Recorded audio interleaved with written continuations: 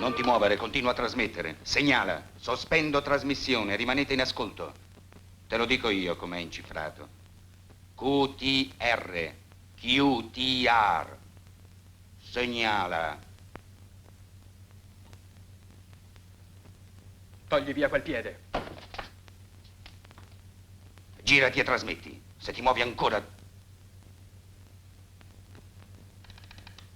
Permette, comandante. Vieni avanti. E fa attenzione a quello che trasmette.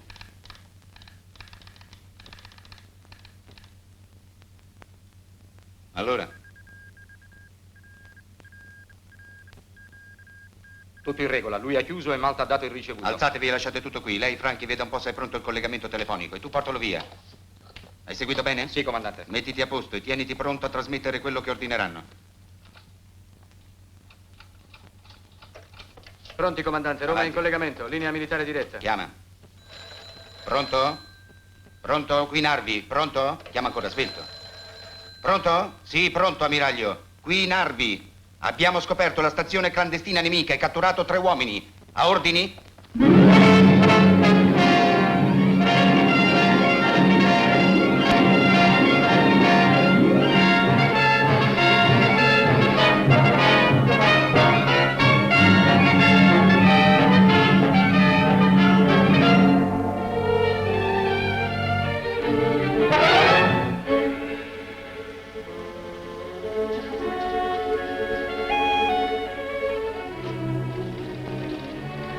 I fatti e i personaggi di questo racconto, presentati con la libertà richiesta dalle esigenze cinematografiche, si riferiscono ad un momento dell'ultima guerra in cui lo spionaggio navale britannico introdusse il gioco delle false notizie segrete e l'impiego di informatori radio clandestini.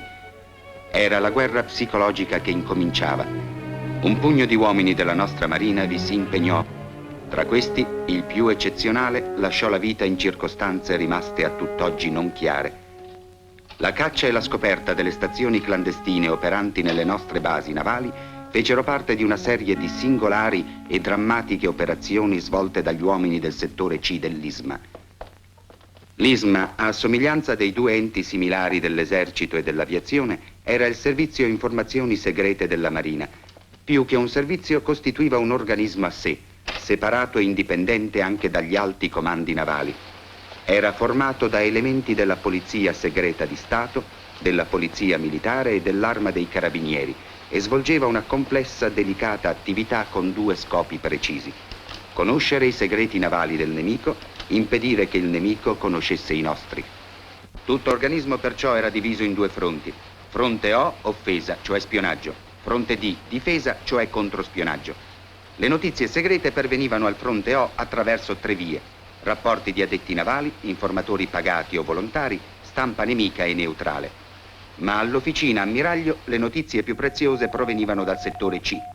Questo se le procurava senza bisogno di informatori, perché le carpiva direttamente al nemico, cioè attraverso una rete di stazioni radio a raggiera, in collegamento con Roma e in ascolto continuo sul traffico radio segreto che la Marina inglese svolgeva tra ammiragliato di Londra, le basi, le navi in Mediterraneo e in Atlantico. I segnali intercettati venivano trasmessi subito per telescrivente. Erano cifrati, si capisce, e occorreva quindi trasformare numeri e lettere incomprensibili in messaggi chiari. Questo prodigio era compiuto dagli uomini del settore C, un piccolo mondo a sé inaccessibile, separato ed appartato nell'ISMA stesso, come una specie di segreto nel segreto. Era composto solo di elementi della Marina alle dipendenze dirette di 3 tenenti di vascello. Il caposettore, il comandante Narvi, seguiva il loro lavoro dal suo posto, attraverso i citofoni che gli portavano quasi il respiro di ciascuno: i tenenti di vascello Delme, Bonini e Vetta. Il citofono di Vetta portava anche gli scricchiolii di noci schiacciate e i guaiti gioiosi di un cucciolo.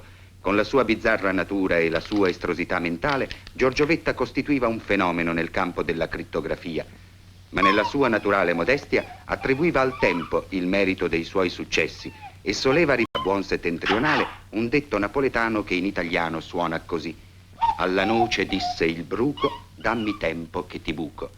Uomini e compiti dell'ISMA erano isolati e indipendenti, ma tutto e tutti facevano capo ad un'unica mente direttiva. All'inizio della guerra dirigeva l'ISMA l'ammiraglio Zora, l'uomo che l'aveva creato sostenendo tra le opposizioni e i contrasti di una mentalità tradizionale che agli effetti di vincere una battaglia il servizio informazioni segrete era da ritenersi efficace quanto i cannoni e i siluri. Avanti. Guardia Marina Mario Zora, in visita di presentazione per cambio destinazione. Precedente destinazione? Livorno, Accademia Navale. La nuova? Scuola Cannonieri, La Spezia.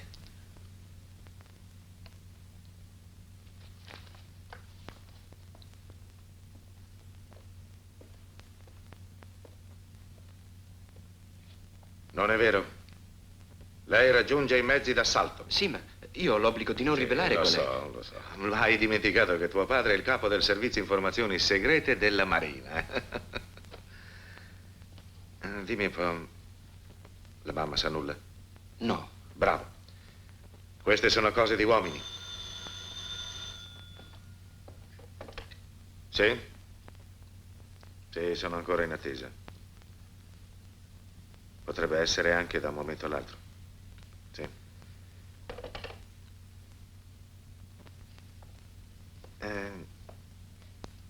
Devi proseguire subito?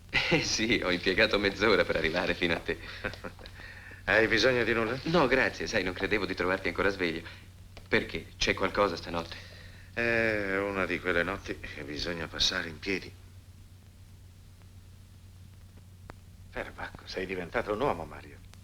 E dire che prima che tu entrassi qui dentro ti pensavo ancora un ragazzo. Come passa il tempo?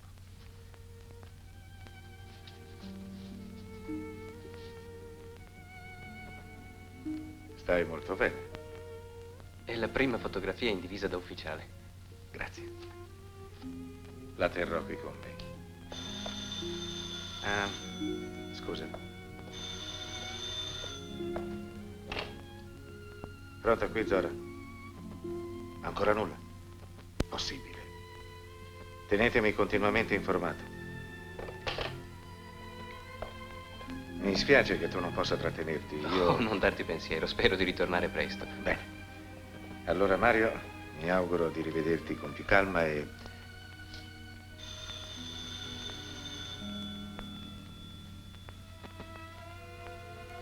Arrivederci, figliolo. Ciao, papà. In bocca al lupo. Grazie, ammiraglio.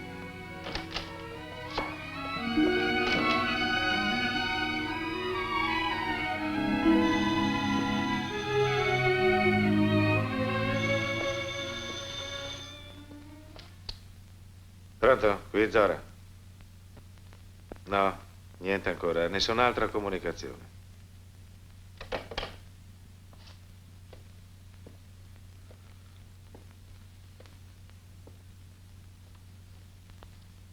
Comandi, signor ammiraglio. Nardi, individuata la posizione del nemico? No, signor ammiraglio. Quella notte era in gioco l'onore dell'Isma. 2 giorni prima Vetta, con miracoloso intuito, aveva puntato l'attenzione su un messaggio nemico ed era riuscito a decifrarlo. Il capo della flotta inglese del Mediterraneo dava convegno ad alcune unità da battaglia sotto Punta Stilo, Calabria, alle prime luci del giorno 9 luglio. Certo un'azione di sorpresa contro una nostra località marittima. Lo Stato Maggiore, dopo una naturale fase di perplessità, aveva finito col dar credito all'informazione. Quella notte una nostra forza navale era in mare e dirigeva incontro al nemico. Qui Zora, datemi posizione nostra forza navale. Ricevuto. Porta su G21, vai. D6, quadratino H9. Convoglio MN, rotta 270, velocità 12.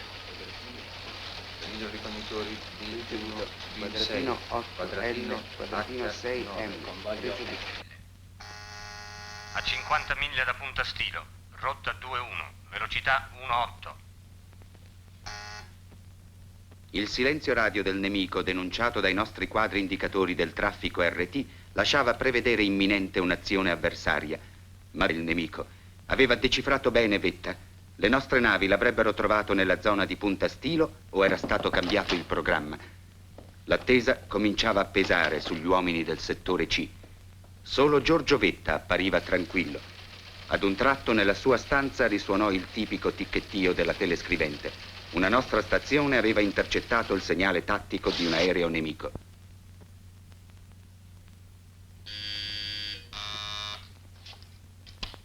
Sì? Settore C, gruppo 1. Da segnale tattico di aereo inglese risulta che grossa formazione navale nemica trovasi a meno di 20 miglia dalla nostra. Vetta, nessuna notizia dalle nostre navi? Vetta! In questo momento, la nostra nave ammiraglia ha trasmesso in chiaro. Siamo a contatto col nemico. Apriamo il fuoco. Viva l'Italia!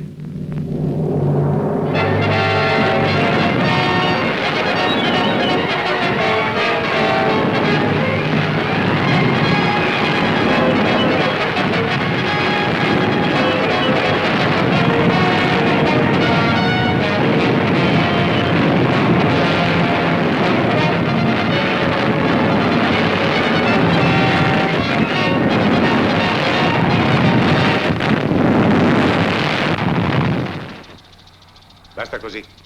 Fermi pure. Vi espongo ora le reazioni immediate dopo il nostro successo di Punta Stilo. Il nemico ha cambiato subito tutti i codici navali e ne ha messo in uso uno nuovo. L'XR è difficilissimo a decifrarsi. Sembra inoltre che abbia introdotto nel nostro territorio stazioni radio clandestine. Il settore C ha organizzato servizi speciali di ascolto con la possibilità di registrare sul nastro magnetico i segnali captati. Il controspionaggio provveda nel suo campo. Grazie signori, siete liberi.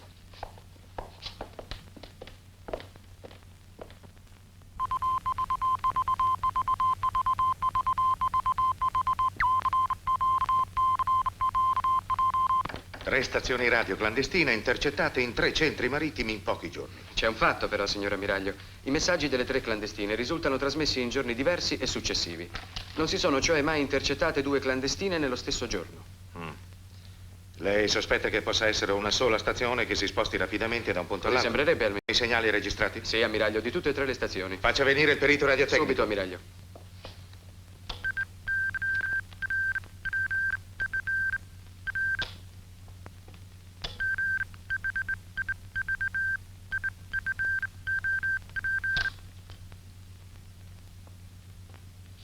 Nessun dubbio. I tre messaggi risultano emessi da un'unica stazione e da un unico operatore. La stessa musicalità di nota, le stesse cadenze di trasmissione, persino le stesse caratteristiche personali dell'operatore. La lettera R, per esempio, inconfondibile. Grazie. La situazione però non era meno grave. Per muoversi rapidamente da un punto all'altro, la clandestina doveva certo far parte di una perfetta organizzazione. Il nemico aveva dunque piazzato il primo nucleo mobile informativo nel nostro territorio. Per di più noi non eravamo riusciti a decifrare i segnali. Free Wine. Sì, signor ammiraglio. È l'ultimo messaggio captato, quello trasmesso da Brindisi il 10. Pensate che usino un codice? Signor no, ammiraglio. Vetta suppone che usino un sistema più celere e più pratico, a trasposizione di lettere. Ah, cioè basato su una parola chiave. Sì, signor ammiraglio. Grazie. Vetta sta cercando la parola chiave. Signor sì, anzi per il momento ha messo da parte gli studi sul codice XR. A proposito, a che punto è con quel dannato codice? Signor ammiraglio, alla noce disse il bruco.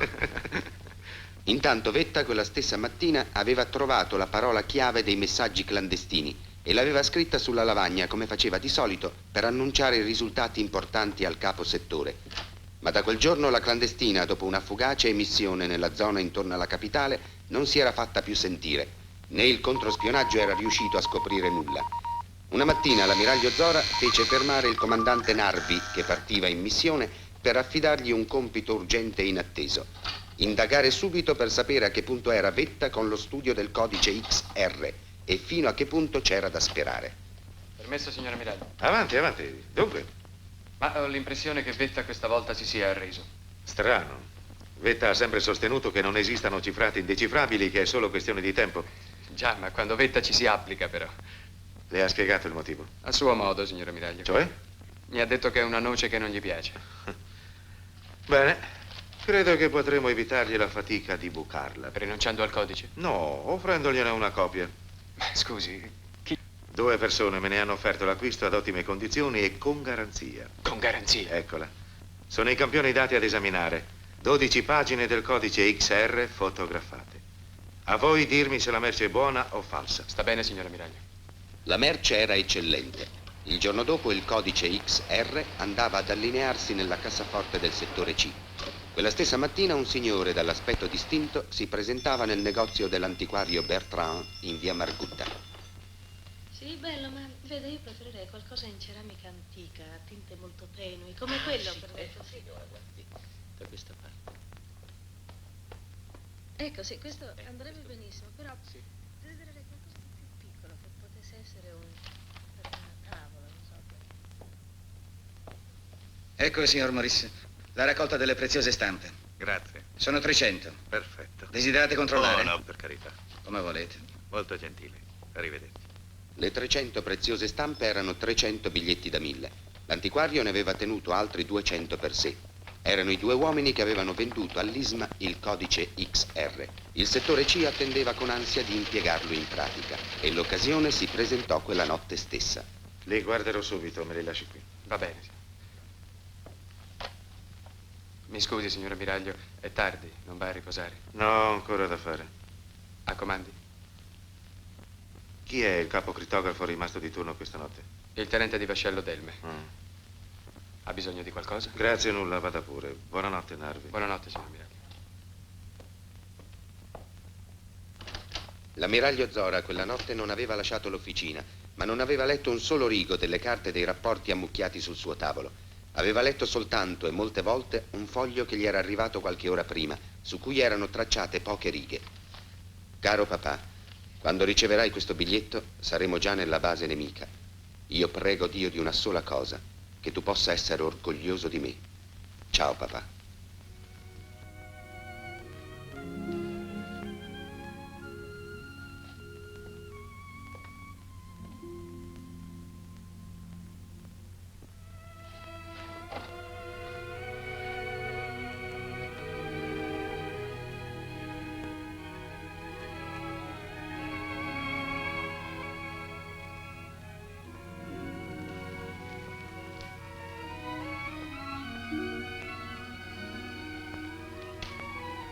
Delman. Comandi, signor ammiraglio. Nessuno intercettato?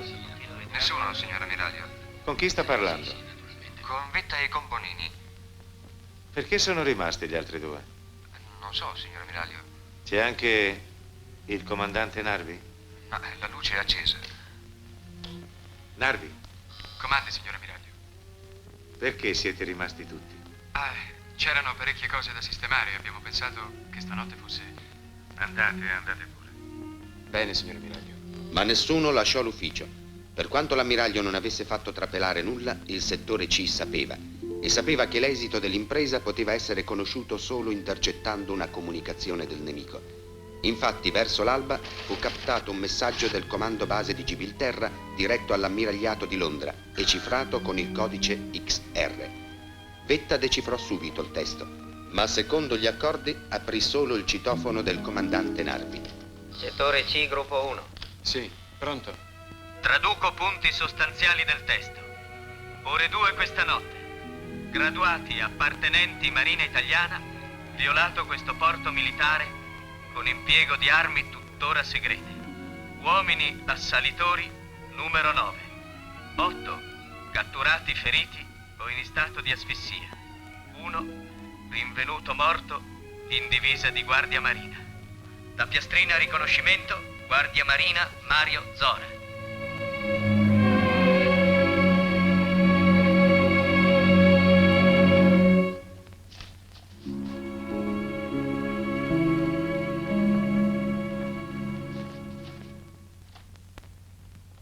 Il codice XR continuò a fornirci notizie sul movimento di unità navali. Nulla però che si riferisse all'argomento bruciante di quei giorni, lo spionaggio nemico in Italia. Ma una sera un messaggio XR mise in grave perplessità i 3 capi crittografi. Non riuscivano in fatto di spionaggio a credere ciò che essi stessi avevano decifrato e controllato, perché la notizia era incredibile. L'ammiragliato inglese da Londra confidava al comando della base di Malta di aver ottenuto informazioni belliche da un alto ufficiale della Marina italiana. È stato decifrato in questo momento, signor ammiraglio.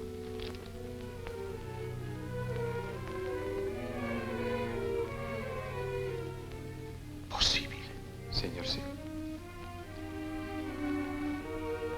Controllato?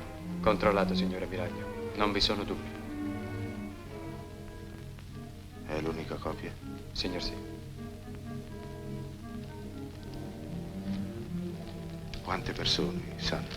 Solo i 3 capi crittografi e io.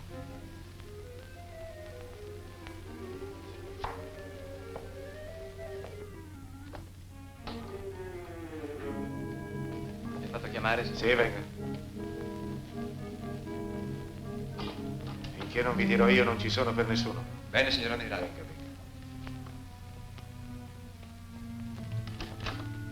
Ci sono ordini, signor ammiraglio? Ordini? Sì, disposizioni. Circa a che cosa? Ma circa la notizia del tradimento. Ah. No, non ci sono disposizioni. Possibile. Sì, perché gli alti comandi non sanno ancora nulla. Non ha comunicato nulla. Se l'avessi fatto, avrei assecondato il gioco del nemico, perché ho il sospetto che la notizia sia falsa. Falsa. Mi ascolti un momento, Narvi. Di fronte alla gravità della rivelazione vi sarete detti come me: no, non è vero. Non è possibile un tradimento. Chi di noi qui avrebbe potuto tradire i compagni che sono sul mare, sulle navi, gente del proprio paese, uomini del proprio sangue anche. Ma poi, come me, avrete riflettuto, perché non potrebbe essere vero? È una notizia che il nemico si scambiava in segreto e che noi abbiamo intercettato. I sentimentalismi sono una cosa e la realtà è un'altra. Bene, guardiamo la realtà. Noi sappiamo bene che il centro direttivo e organizzativo di tutto lo spionaggio navale nemico in Mediterraneo è a Malta. Malta, signor sì. E come mai allora è Londra che rivela la cosa a Malta? Certo, signor ammiraglio, male, ma non può autorizzare un sospetto. Mi segua ancora. Ogni quanto tempo cambia i suoi codici la Marina inglese? Ogni 2 settimane circa. Da quanto tempo invece il codice XR è in uso? Ah, questo è vero, da oltre un mese.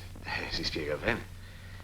Infatti, quale rischio può portare la durata quando è il nemico stesso che ci fornisce il modo più comodo di decifrare un codice? Intende dire che il codice XR... È falso. E cioè è stato messo prima in uso simulato e poi venduto all'ISMA, col premeditato scopo di farci credere vera una notizia che doveva seminare sospetto, diffidenza e demoralizzazione negli alti comandi navali. Ma allora, signor ammiraglio, per poter provare che la notizia è falsa, basterà provare che è stato il nemico stesso a venderci il codice XR. Già, ma ecco il punto difficile. Perché? Ci siamo lasciati sfuggire quei due che ci No, hanno li venduto? possiamo ciuffare quando vogliamo. E allora? Ma che ne ricaviamo? L'antiquario Bertrand ha fatto da semplice mediatore e dice, e che ne so io? C'è sempre dietro di lui quello che ci ha fornito il codice. Ma c'è Maurice? Già. Maurice è in una botte di ferro. Mise subito bene in chiaro che lui non conosceva né la merce né la provenienza e non poteva assumersi nessuna responsabilità. Gli offre i campioni, disse. Giudicateli voi. E noi rispondemmo che la merce era buona. E abboccammo. Ma ora mi chiami il capo del controspionaggio navale. Subito, ammiraglio. Narvi. Comandi, ammiraglio.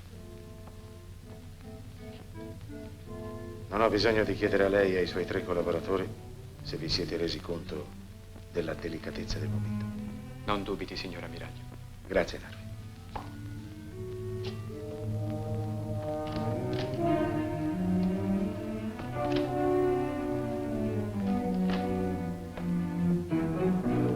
Delme. Sì, comandante. Bonini. Sì, comandante. Vetta.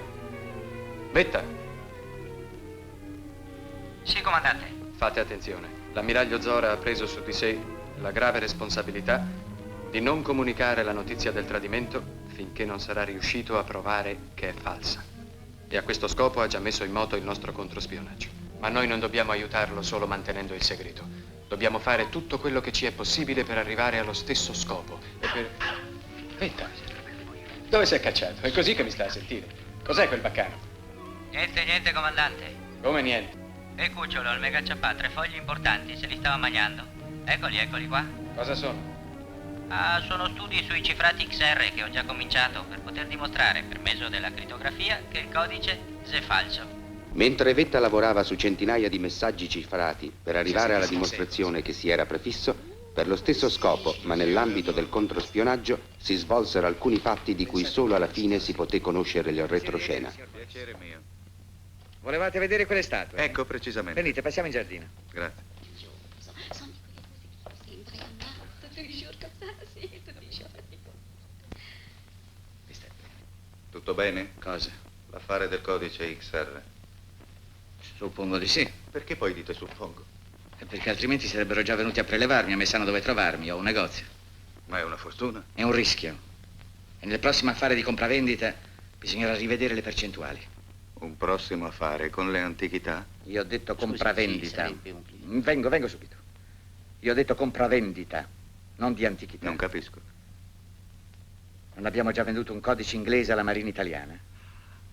Ah, e avete già... Un momento. Altre vendere, altre comprare. Potrebbe essere lo stesso. Beh, per far comprare il codice XR non avete trattato con un mediatore dell'ambiente di Marina? Sì, certo. Bene, con lo stesso potreste trattare la vendita di qualche segreto. È un ufficiale. Tanto meglio. Giovane? Sì. È destinato... All'ISMA, alle armi segrete, credo. Ah, e che tipo è? Riservato. E sapete se ha aspirazioni particolari o ambizioni personali? So che si occupa di brevetti di impianti idraulici. Ah, benissimo. Gli farete credere di avere un amico ingegnere svizzero che potrebbe interessarsi ad un suo progetto. È un ufficiale. E per farlo stare più a suo agio me lo presenterete non come ufficiale ma come studente di ingegneria. E così cominceremo con rapporti d'affari.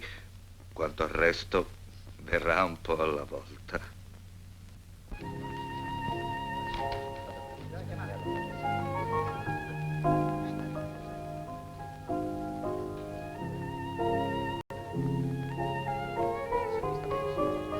Caro Maurice. Caro Bertrand. Dario Salvini, studente di ingegneria, e il mio amico Maurice, ingegnere. Piacere. Caffè? Sì, grazie. Caffè.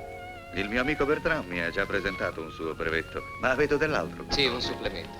E questa è una monografia completa. Benissimo. Come ho già detto a Bertrand, io ho proposto il vostro studio e ho avuto la piena accettazione della mia società. Soltanto bisogna che il signor Salvini creda per ora alla mia parola. No, potete stare tranquillo, la parola di Maurice è denaro sonante. A proposito di denaro, si capisce che il signor Salvini firmerà il contratto prestissimo. Ma è il dottor Schwarz, un amico di Vienna che non vedo da anni. Scusate un momento.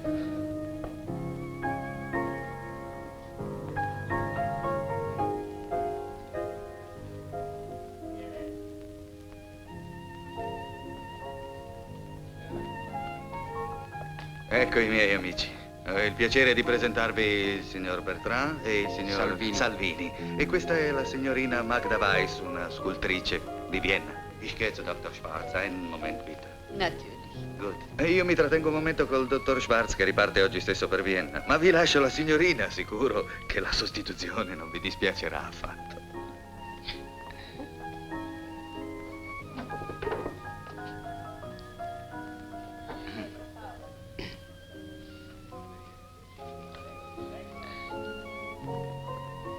È la prima volta che venite a Roma?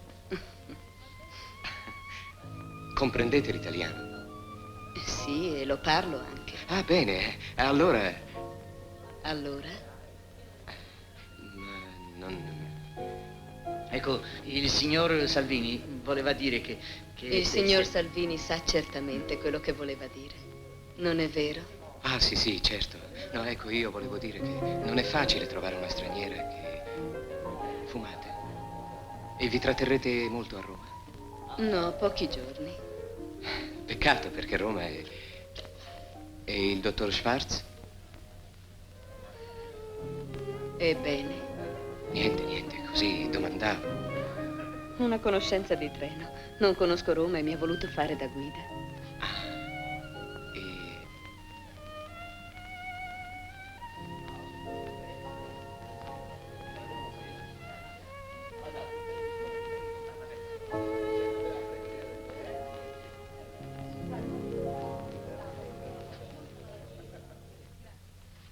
Ah, bene.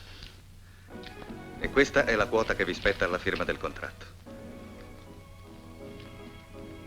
Ho degli amici di là, se vi fa piacere. Certo. Prego, accomodate. Prego.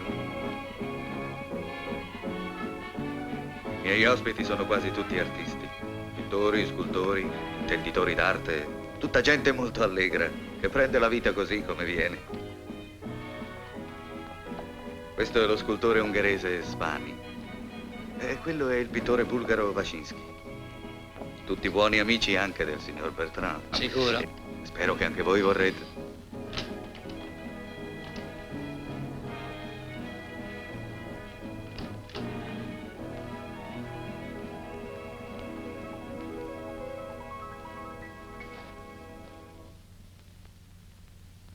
Passo. Anch'io. Apro. Doppio. Visto. Visto. Carta? 2, 3. Una. Io 2. 200. 400. 800. Io no. No? Il mio resta. Visto. Full dassi. Poker di re.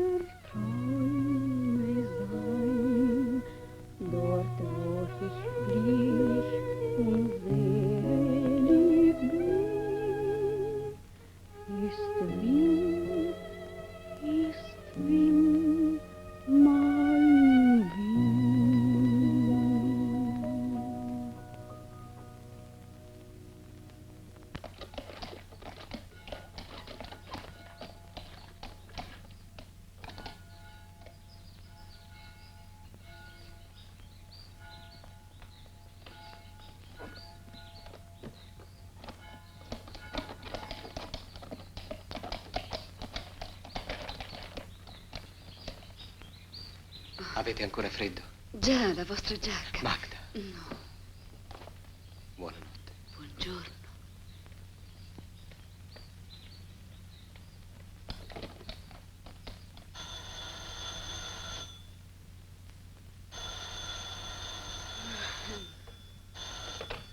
Allo? Sì? Oh, sono molto spiacente. Non dovevo permettervi di rimanere senza giacca e di prendere freddo. Come? Oh, mi chiedete una cosa che mi mette a disagio. Sì, capisco. Oh, non vi ho detto di sì. Su, non imbronciatevi, non fate il ragazzo. Devo pensarci, Dario. Se mi sarà possibile, va bene? Sì. Arrivederci.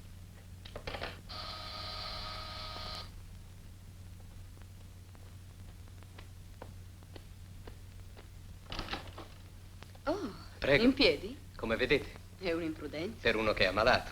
L'influenza è una malattia. Sì, ma io non l'ho. E perché mi avete fatto venire qui? Perché non potevo aspettare fino a stasera per vedervi. Ah, E così ho telefonato a voi che ero ammalato. E la stessa cosa ho raccontato alla ditta con cui lavoro. e a che scopo? Per avere un giorno libero e tutto per me. Da dividere solo con voi.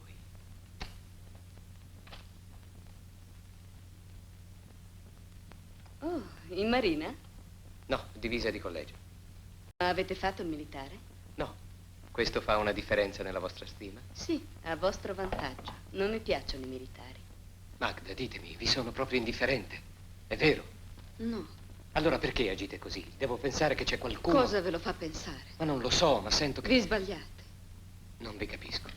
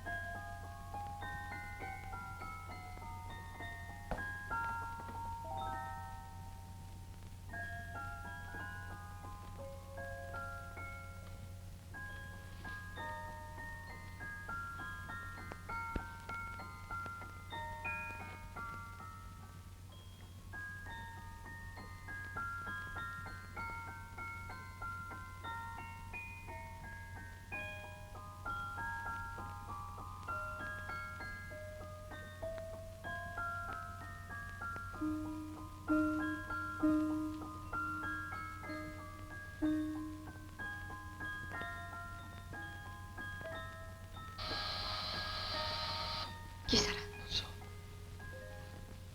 Aspettavate qualcuno? No. Bene, cosa decidete? Non apro. No, non dite sciocchezze. Se siete ammalato dovete risultare in Beh, casa. sono a letto. E un'uscita è quella? No, è il guardaroba. Beh, mi nascondo lì. Voi andate ad aprire e liberatevi più presto che potete. Un momento, la mia roba. La borsa. Sbrigatevi.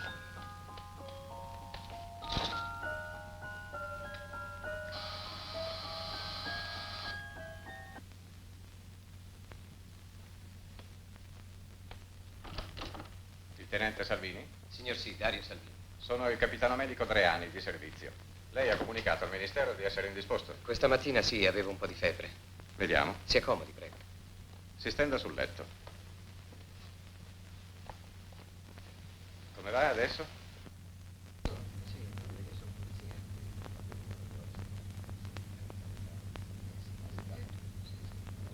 Basterà un po' di riposo.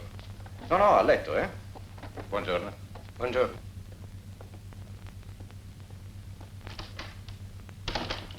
Oh, finalmente. Rimanete a letto e non continuate a fare sciocchezze. E voi cosa fate? Ve ne andate? Magda! Magda! Perché mi avete nascosto che siete un ufficiale? Sì, sono un ufficiale, ma questo cosa cambia? Ah, nulla. Ma sarei stata più prudente. Avrei evitato una situazione incresciosa. Magda, aspettate. Che c'è ancora? Vengo con voi. Siete pazzo? Allora non andate via. No, Dario, devo Ma andare. perché dovete andare? Perché vi farei del male io qui. Ma io in fondo sono libero di... No, voi non siete libero. E rischieremmo di non vederci più.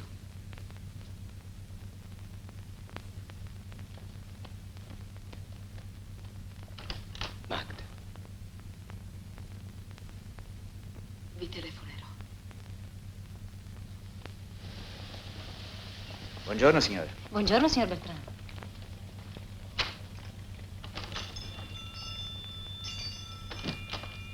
Mi scusi, signore. Prego. Buongiorno. Buongiorno. Cosa c'è? Brutte notizie. Salvini si è finto ammalato e non è andato al ministero. E allora? Ha perduto completamente la testa dietro quella donna.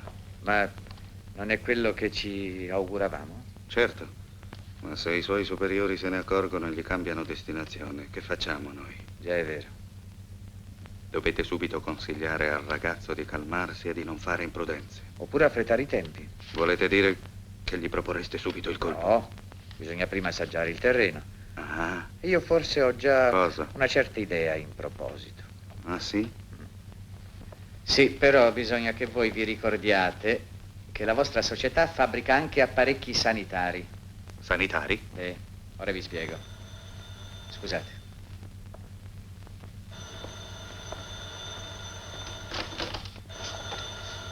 Pronto? Sì? Un attimo, prego. Signor Maurice? Sì? Mi domandano del vostro tiepolo. Ah, grazie, eccomi. E Salvini vuole parlarmi. Che cosa vorrà? Denaro, naturalmente. È della provvidenza che ce lo manda. Avete con voi le ricevute? Sì, certo. Pronto? Sì, altro tra qualche istante. Sì, il tempo di liquidare alcuni clienti, eh? Sì, non è necessario che bussiate. Lascerò la porta socchiusa. Bene, a più tardi.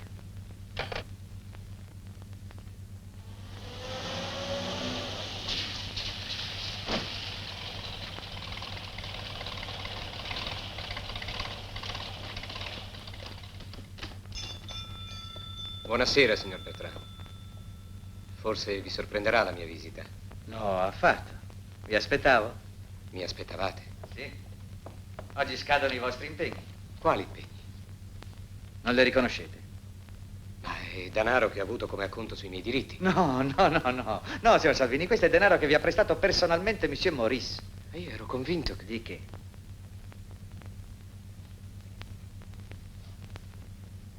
Signor Bertrand, non potreste regolare voi le cose con Monsieur Maurice? Vi cederei una parte dei miei diritti. Ma io faccio il commerciante e non ho liquidi. Ma potreste almeno chiedere a Maurice il favore di aspettare, non Caro so... Salvini, la gente oggi non fa favori, fa affari. Se voi non potete restituire questo denaro a Monsieur Maurice, fate in modo che gli possa fruttare. Come fruttare? Pensateci voi. Io so per esempio che il Ministero della Marina ha indetto un bando per una fornitura di oggetti sanitari e la società di Monsieur Maurice fabbrica anche oggetti sanitari. Ma io non ho l'autorità per Ma non influire. occorre.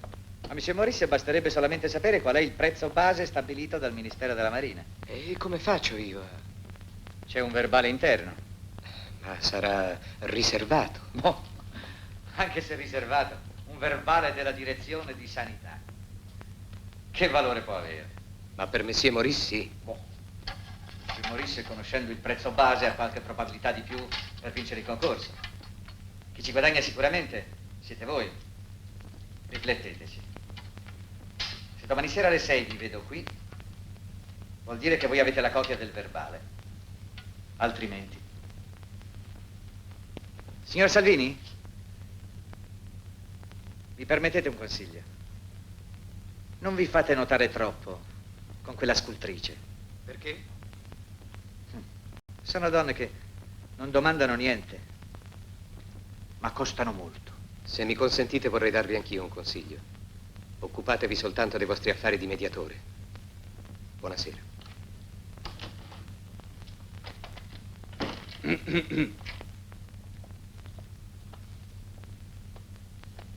L'opera di assaggio è stata condotta in un modo perfetto.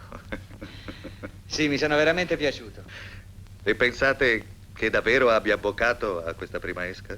Intendete dire se domani ci porterà il documento? No.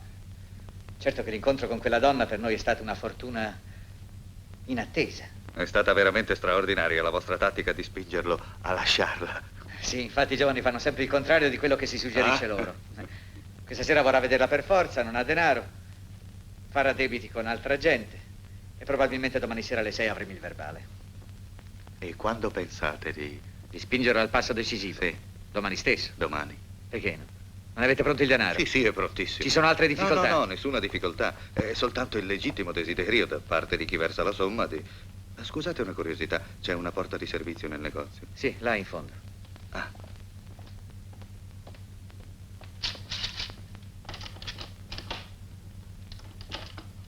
Che strano questo quadro. I portelli dei cannoni sono sollevabili, vero? Qui è una curiosità, ma non è di gran valore. No, è molto interessante invece.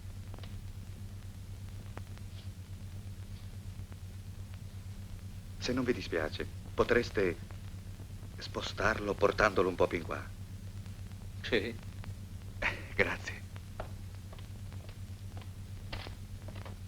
La strada è di là? Sì, là in fondo. Grazie. Prego. Rostarietta appassionata, voglio fa sta serenata, perché nannina mia non mi può più sentire. Affacciate lassù se me vuoi bene, calma sto cuore mio pieno di pene. Te sogno, te chiamo amore.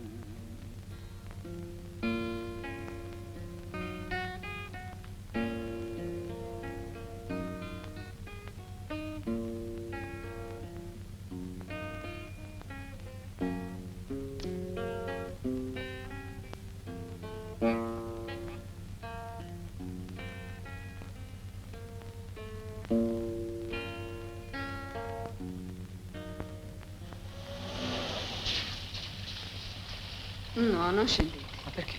Non è prudente. È molto meglio non farsi vedere. A me non importa niente. A me importa. No, vi prego. Va bene, ma volete andarvene così, senza nemmeno... Ringraziarvi, sì. Non potevo sperare di finire meglio il mio soggiorno romano. Ma perché? Cosa è successo? Quello che doveva succedere. Le mie vacanze sono finite e devo partire. Dovete partire? Devo, sì. E chi è che vi obbliga? Non mi obbliga nessuno. È solo che non vivo di rendita e i giorni di riposo che i miei mezzi potevano concedermi sono finiti. Ecco tutto. Vi rendete conto? Sì che mi rendo conto, ma ci sono io qua e qualunque cosa Non vi dite occorra... sciocchezze. A domani.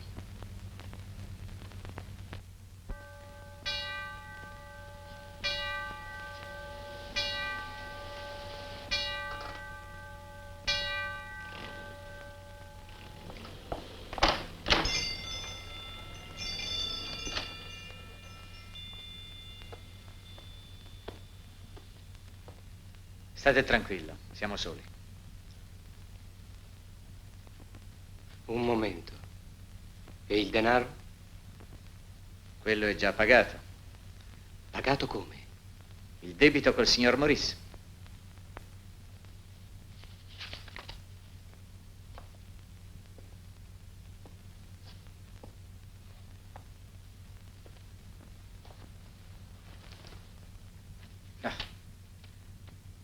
Io potrei anche venire incontro alle vostre necessità con un prestito, nei limiti dei miei mezzi, naturalmente. Ma che cosa servirebbe? Domani sareste di nuovo nei guai. E dire che potreste mettere a posto tutto e non avere più pensieri. E in che modo? Basterebbe qualcosa sulle armi segrete navali. Farabutto. Pronto? Sì? Oh, sono lieto di sentire la vostra voce, signorina Magda. Com'è? Oh, solamente per dirci addio. Chi è? Magda. Pronto? Magda, pronto? Anche oggi vi ho cercato tutto il giorno. Non partite, ve ne prego. Devo parlarvi, devo vedervi. Magda, ascoltatemi. Pronto? Pronto?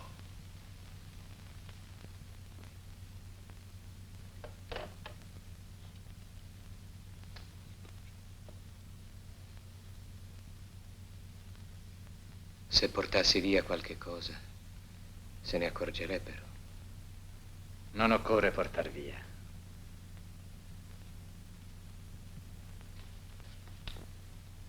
Basta fotografare. Macchine fotografiche, istruzioni, rullini.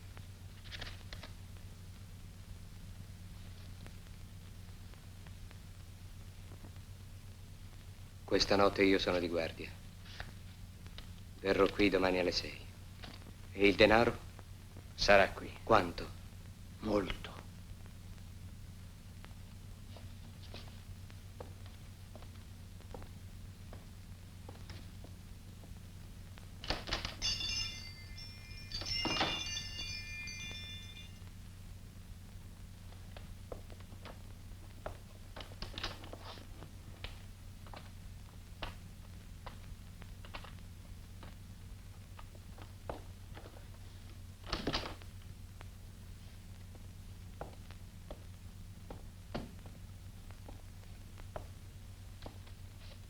Caro Bertrand, il dottor Schwartz, specialmente dopo la telefonata della donna, è rimasto convinto che il nostro giovanotto farà senz'altro il colpo.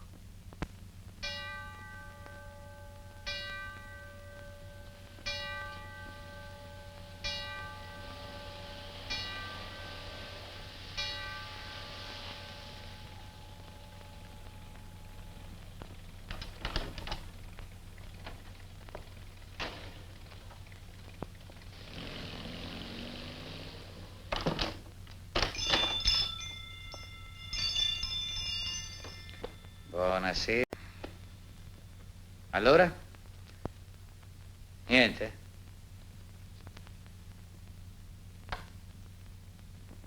Solamente un rullino? No. E gli altri? Non li ho portati. Cioè? Non volete consegnarli? Non a voi solo. E perché? Ascoltatemi, Bertrand. Consegnerò il resto dei rullini quando saranno presenti almeno 2 testimoni. Ma che c'entrano adesso i 2 testimoni? Quello che a voi interessa è il denaro. A me del denaro ora non importa più niente.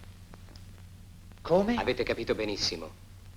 E che cosa vi importa? 2 cose. Magda e il mio progetto d'impianto. Capito? E chi ve li tocca? Magda mi sfugge, ho il sospetto che sia l'amante del dottor Schwartz che abbiamo conosciuto al caffè. Ma se sta a Vienna... No, sta qui. Ma quello che io ho fatto l'ho fatto per Magda e non intendo perderla proprio adesso. Ma io vi posso assicurare Devo che... assicurarmene io. E voglio vederli, stasera stessa. Ma dov'è qui? Siete pazzi, è impossibile. Nell'appartamento di Monsieur Maurice. Così potrò rivedere anche il padrone di casa. E potrò scacciar via il brutto sospetto che il mio contratto con la sua società sia stato solo una vigliacca e sporca messa in scena per accalappiarmi. Arrivederci a casa Maurice, d'accordo? Fra 2 ore.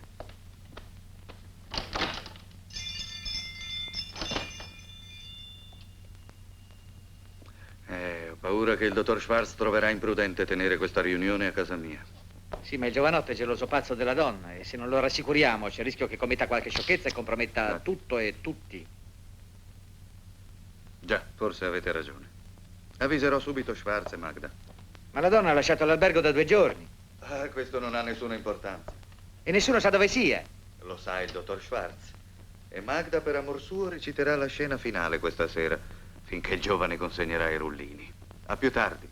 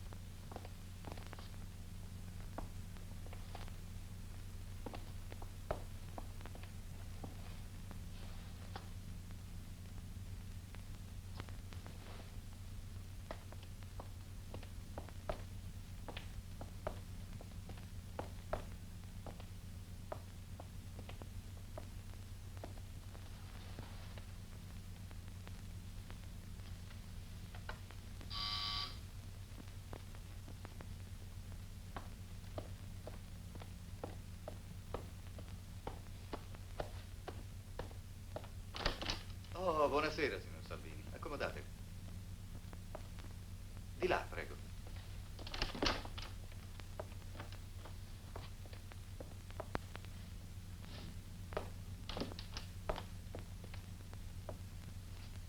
Eccolo là, il dottor Schwartz. Sì, vedo anche altra gente. Ma non vedo Magda. Sono degli amici di Magda. Deve essere lei. Volete accompagnarmi a riceverla? No, voglio prima vedere e sentire da qui. Bene.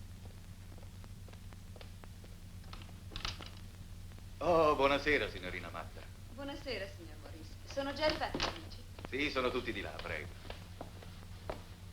C'è anche il dottor Schwarz, è tornato oggi da Vienna. Bene, ma prima devo ringraziare Deborah e Svani che mi hanno aiutato in questi 2 giorni per la pratica del passaporto. È stato un piacere. Bentornato, dottor Schwarz. Sigaretta? Grazie. Oh, originale questo accendino a forma di sigaretta. È il più caro fra tutti i ricordi di Roma. Credo Volete che non passare, potrò separarmene mai. Come sei diventata romantica. A chi devo consegnare i negativi? A chi vi consegnerà la somma patuita, naturalmente. E cioè? Beh, al padrone di casa. Bene. Quando volete. Prego.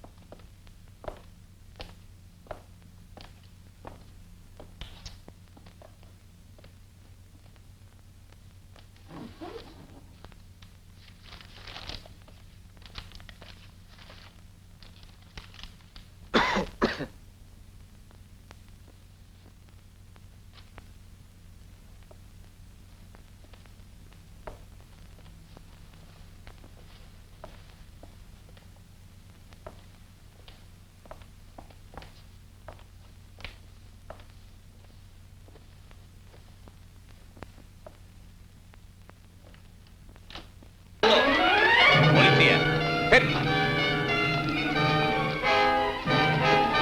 Fermi tutti! Mani in alto! Fermo lì!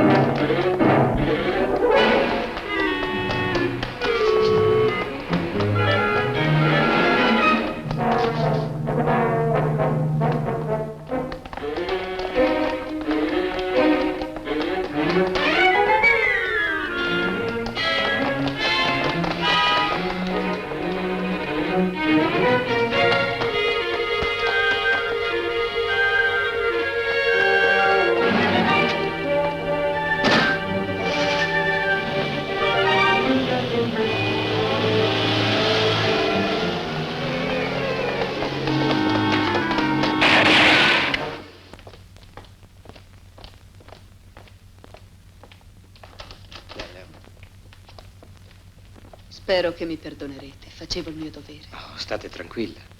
Nessuno può comprendervi meglio di me. Andiamo, andiamo.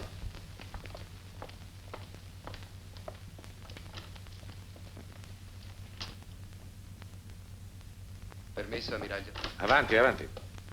Ha eseguito i vari interrogatori? Signor sì, ammiraglio. Risultati? Negano tutti e non abbiamo nessuna prova. Come? Il pittore e quell'altra donna risultano in Italia per studio da 4 mesi prima della nostra entrata in guerra e Magda ha un regolare passaporto turistico. Già, ma sono stati sorpresi tutti nell'appartamento mentre scambiavano un pacco di biglietti di banca con dei rollini fotografici. È stato sorpreso solo Maurice, ammiraglio, Bello. ma si è chiuso in un ostinato mutismo. Non c'è stato modo di cavare la parola di bocca. E nemmeno sull'improvvisa fuga del dottor Schwarz? Ha ammesso di conoscere da molti anni il dottor Schwarz, ma non si spiega perché sia scappato. Novità sulla fuga? Sì, ammiraglio. Dalla segnalazione dei passaggi è stato possibile localizzare la zona dove ha trovato rifugio. Purtroppo è tutta boscaglia Monte fitta. Cavo, eh? Signor sì. Ho già disposto per uomini e camionette che inizieranno la caccia domattina all'alba. Può darsi che debbano cominciarla subito. Sì? Intercettati i segnali clandestini in zona H, signor ammiraglio. Comunicheremo appena decifrati. Ricevuto. Se Schwarz è il capo, deve per forza aver raggiunto la sua stazione clandestina per comunicare e prendere ordini. Settore C, gruppo 1, con parola chiave Trafalgar, decifrato messaggio stazione clandestina. Leggo. Centro VR scoperto. Attendo ordini circa distruzione trasmittente in capanna al 6° chilometro AM. Ricevuto. Ricevuto. Ecco l'ubicazione della capanna. Inizi subito la battuta. Nardi, Sì, ammiraglio. chi è di guardia stanotte dei criptografi? Vetta, signor ammiraglio. Ma rimango anch'io, solo che mi allontano adesso un momento per prendere una boccata d'aria. Bene.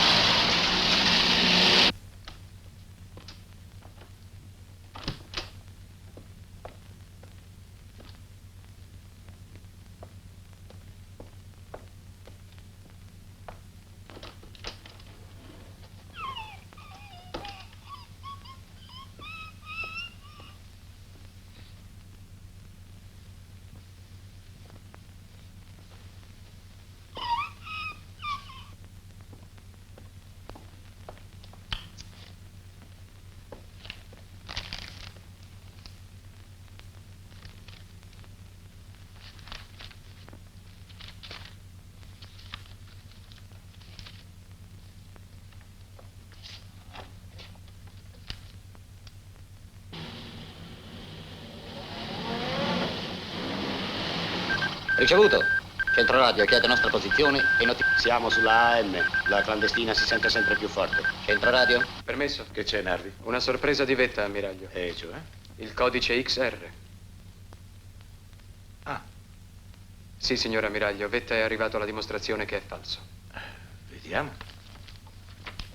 Tra 200 messaggi cifrati con codici vari, Vetta è riuscito a metterne insieme 10 che portano la stessa notizia contenuta in un messaggio fatto con il codice XR. Ora, mentre i 10 messaggi portano tutti la stessa versione della notizia, quello cifrato con il codice XR dà una versione tutta opposta e a nostro vantaggio. Certo, per renderla più attendibile. Straordinario. Voglio proprio... Vetta! Non c'è, signor ammiraglio, non è in ufficio. Questi fogli li ho trovati io sul tavolo. E bene in mostra c'era questo biglietto. Ore 23, urge rifornimento. Torno subito. Ma qui dice che sarebbe tornato subito. Non ha fatto caso? No, signor ammiraglio, mi sono messo al lavoro e... È già mezzanotte e non è ancora tornato. Già, infatti è molto strano, signor ammiraglio. Sala controllo? Sala controllo. A che ora è uscito il tenente di vascello Vetta? Alle 23:02, signor ammiraglio. Grazie. Che sia andato a casa? Non credo, ammiraglio, era di servizio stanotte. Provi.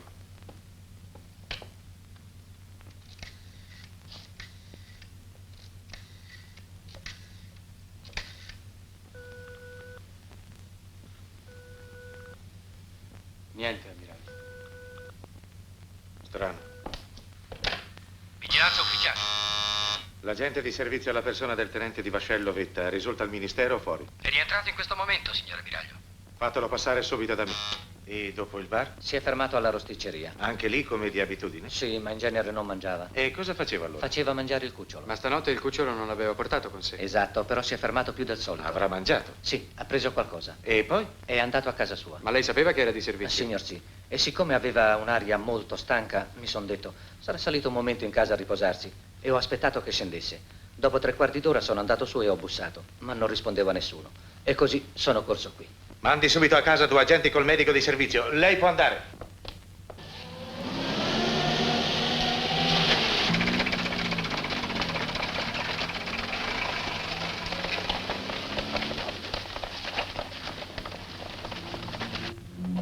Questo è l'appartamento del signor Vetta. Devo aprire? Apri.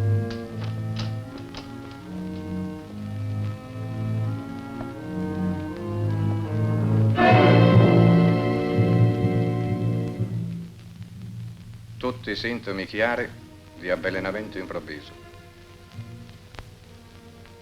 Avvelenamento? Sì, ammiraglio. Procurato? Forse anche per cibi guasti. Non sarebbe facile stabilirlo.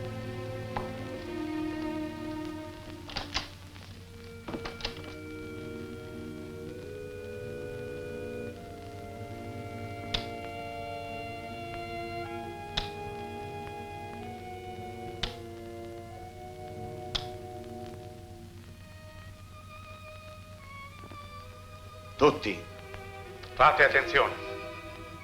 Sospendete per un momento il vostro lavoro. Ho da darvi una dolorosa notizia. Il tenente di vascello Giorgio Vetta è mancato questa notte improvvisamente. Qualunque sia la causa della sua morte, il nostro compagno è per noi il primo caduto di questa silenziosa e spietata nostra guerra.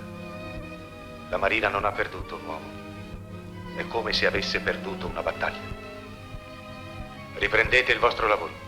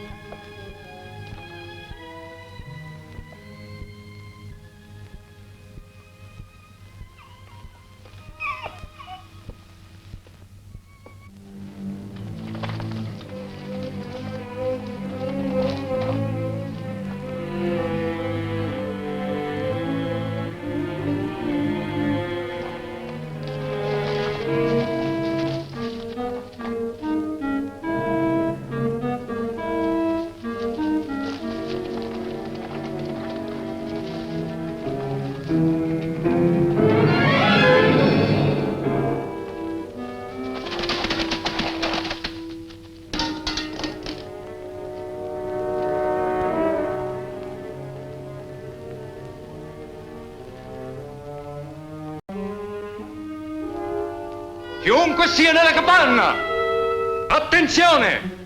Uscite con le mani in alto, altrimenti apriamo il fuoco!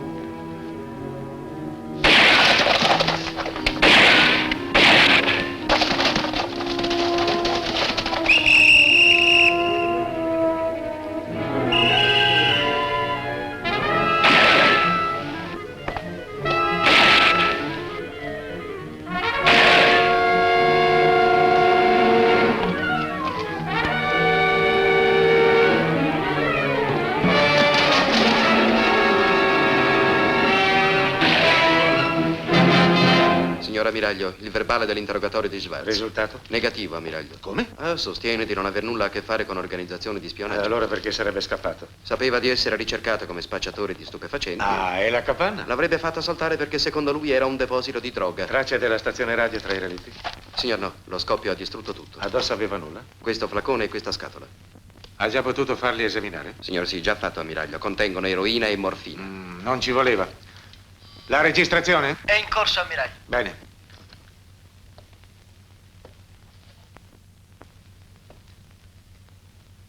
Tutti zitti, eh? Nessuno parla. E invece qui bisogna parlare. Ognuno deve dichiarare le proprie responsabilità. Non devono pagare allo stesso modo chi ha organizzato e chi ha eseguito, chi ha comandato e chi ha obbedito. Voi, Monsieur Maurice, dovreste essere il primo a dichiarare la vostra responsabilità. Ammesso che la paura vi lasci un pizzico di coscienza. State pigliando un granchio, caro Bertrand. Io non ho proprio nessuna responsabilità, perché sono stato soltanto un esecutore di ordini. State a vedere che sono stato io a fornirgli il codice XR da vendere alla Marina italiana. Me lo ha fornito qualcuno assai meno sciocco di voi e di tutti. Dal momento che a noi ci hanno presi e lui è fuori. E allora sputate il nome. Il nome? Non lo conoscete anche voi il nome? Dottor Schwarz. Schwarz? Già. Ma è inutile denunciare un nome se la persona non è stata presa e non è smascherata da un confronto. Provvedete. Subito, signor ammiraglio. Sì? Conversazione registrata. Eseguiamo prova fonica dell'allacciamento. Bene. Pronto? 1, 2, 3, 4. Bene. Ecco, ammiraglio, i documenti trovati in casa Maurice. Ah, via qui. Niente, vero? Niente, signor. Me l'aspettavo, grazie. Siamo pronti, signor ammiraglio. Faccia entrare prima Schwarz, poi Salvini con Bertrand. Sì, signore ammiraglio. Narvi? Sì, ammiraglio. Può andare quando crede. Grazie.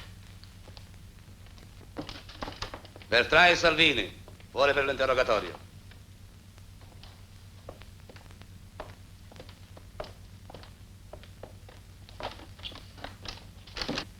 Parlate e intendete perfettamente l'italiano?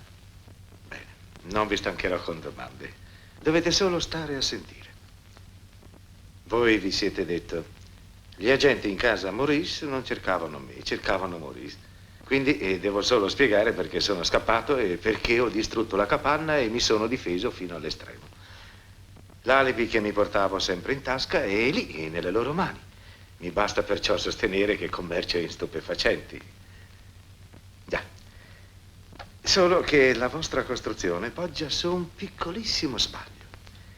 Gli agenti in casa Maurice cercavano l'uomo che ci aveva venduto il codice XR.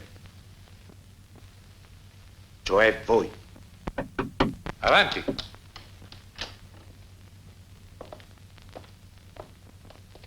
Signor Ammiraglio, i due da interrogare. Vengano avanti.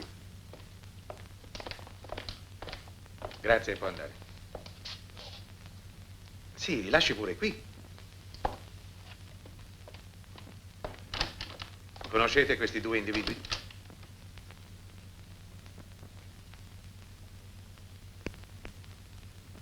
Volete dire che li avete visti qualche volta, ma che in fondo non li conoscete, è così?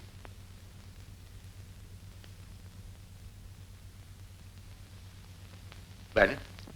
Dichiarate le vostre generalità.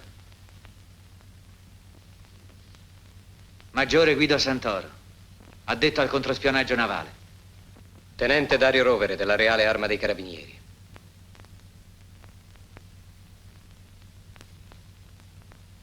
Il vostro compito è finito.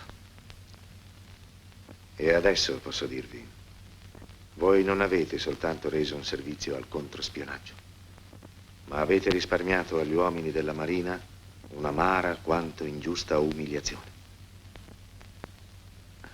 La ringrazio. Ordini, signor Ammiraglio. Buonanotte.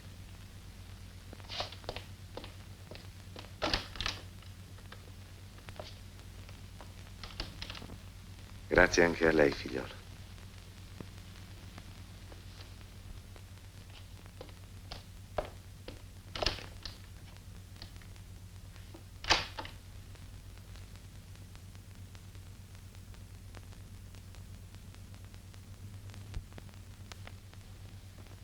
Siete rimasto così sorpreso che stentate a crederci, vero? Infatti la presentazione è stata un po' sbrigativa, ma posso farveli conoscere meglio i due personaggi attraverso i fatti, i quali cominciarono il giorno in cui un negozio di antichità in via Margutta cambiò proprietario.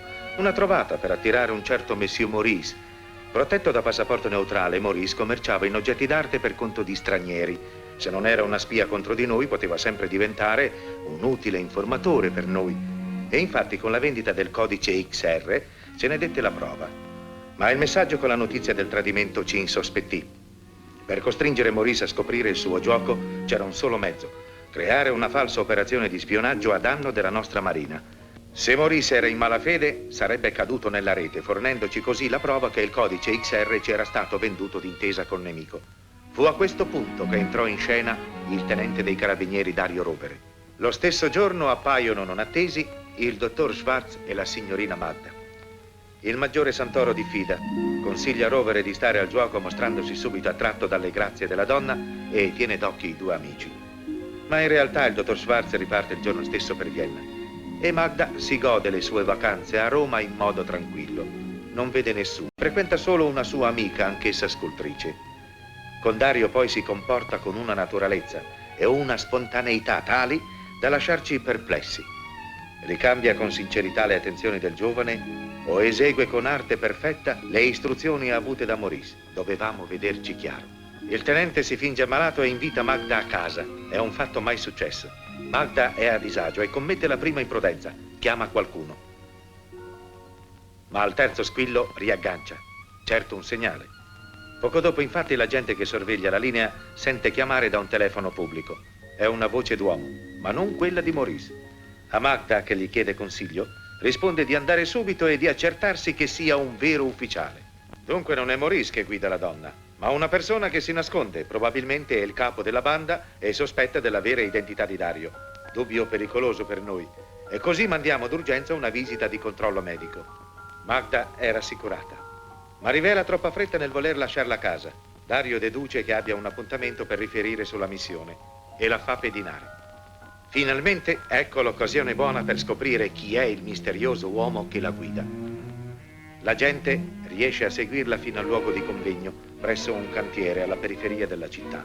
Al momento buono, però, fa in tempo a fotografare solo 2 gambe e un bastone, poco, ma sufficiente a farci riconoscere niente meno che il dottor Schwartz. Come prendere nella rete anche lui? Quella sera stessa, Santoro, aspettando Dario, va ad aprire la porta di servizio e vede Maurice fare strada alla vostra persona con molto riguardo. Ogni volta che il maggiore Santoro doveva segnalare a Rovere che Maurice era nascosto nel negozio, usava coprire con uno straccio la testa di una statuina.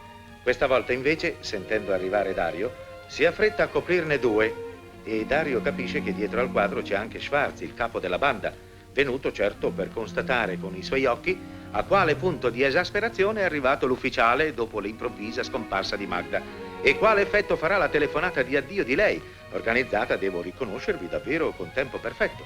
Dario ne prende il pretesto per una scena che vi tranquillizza del tutto, tanto che l'indomani vi sembra sufficiente mandare solo Maurice a controllare la consegna dei rullini. Santoro segnala a Rovere lo spiacevole contrattempo e Rovere, messo sull'avviso, non fa entrare in azione gli agenti già appostati e finge che la morbosa gelosia per Magda, stabilmente dal maggiore Santoro, porta tutta la banda a riunirsi in casa Maurice. Maurice è lesto a spegnere la luce, ma Santoro lo è ancora di più nell'assicurarsi il vostro denaro. Il resto lo conoscete perché ne siete stato il protagonista. Ho finito e concludo. Non illudetevi di lasciarmi nel dubbio ostinandovi a tacere. La prova completa che il codice XR è falso è qui, in questi fogli. Ingegnoso e faticoso lavoro del tenente di vascello crittografo Giorgio Vetta. La prova definitiva poi che tutta l'operazione della vendita è stata diretta proprio da voi è qui. Ascoltatela bene. State a vedere ora che sono stato io a fornire il codice XR da vendere alla Marina Italiana. No, me lo ha fornito qualcuno assai meno sciocco di voi e di tutti. Dal momento che a noi ci hanno presi e lui è fuori. E allora sputate il nome. Il nome, ma lo conoscete anche voi il nome. Dottor Schwartz. Schwartz? Già. Ma è inutile denunciare un nome se la persona non è stata presa e non è smascherata da un confronto. Riconosciuta la voce di Monsieur Maurice? Bene, posso risparmiarvi uno sgradevole confronto. Basterà che confermiate quanto vi leggo. Io qui sottoscritto, agente capo del nucleo di spionaggio VR in Italia, dichiaro di aver venduto alla Marina Italiana il codice inglese XR per commissione e di piena intesa con l'Intelligence Service. Disposto a firmare? La mano sinistra è libera. Ah già. È difficile scrivere con la sinistra.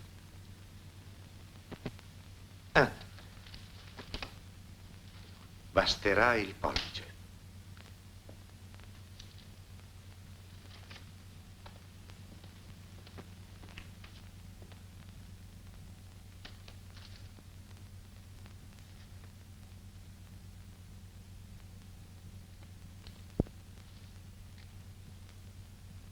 No, senza premere, altrimenti si potrebbe sospettare che abbiate firmato sotto pressione.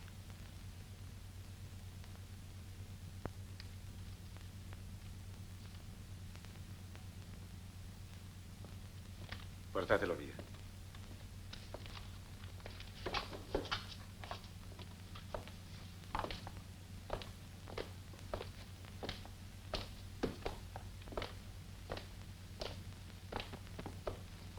Un momento. Grazie, lei può andare. Circa il rapporto, signor ammiraglio? Lo scriverò io tra poco. Bene, ammiraglio. Lasciateci soli e aspettate fuori.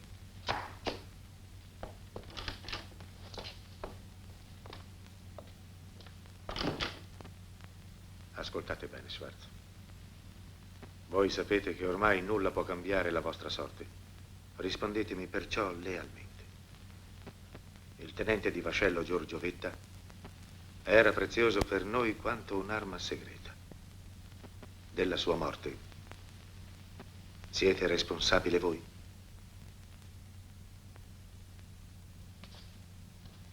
Ho fatto appello alla vostra lealtà. La guerra è un brutto gioco e ogni colpo è permesso, anche quello che voi sospettate. Ma io sono un ufficiale della Marina inglese e posso darvi la mia parola d'onore che quei colpi non facevano parte della mia missione. Non posso dirvi di più.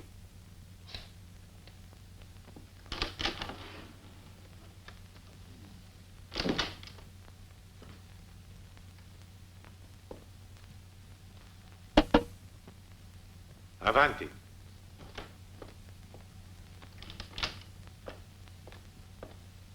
Ma come? Non è ancora andato via? Sono rimasto per provvedere alla sostituzione, signor ammiraglio. Quale sostituzione? Ho dovuto mettere un altro ufficiale al posto di capo crittografo del gruppo 1. E chi è? Venivo appunto ad informarla, signor ammiraglio. È il tenente di vascello Alessio. È già al posto di Vetta. Sì, signor ammiraglio. Vetta era di servizio questa notte. Già. Vada pure, e grazie. Buonanotte, signor ammiraglio.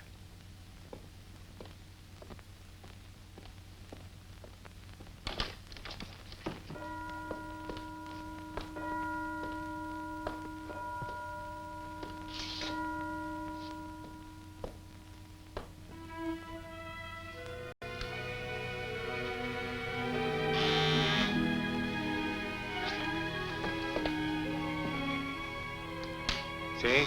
Qui settore C, gruppo 1. È in corso di decrittazione un telegramma. Trasmetterò appena decifrato. Grazie, Vetta. Qui parla tenente di vascello Alessio. Ah, sì. Mi scusi.